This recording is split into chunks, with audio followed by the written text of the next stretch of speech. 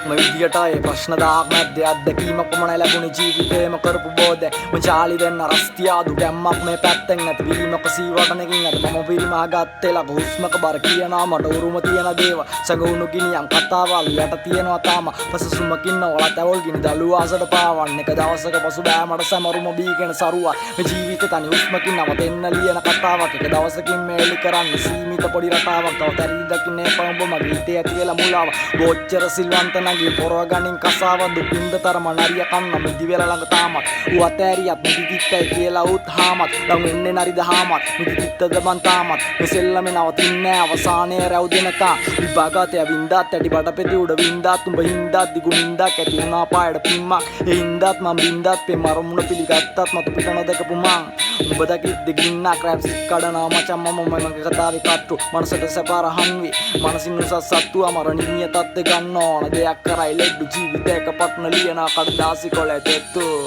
yeah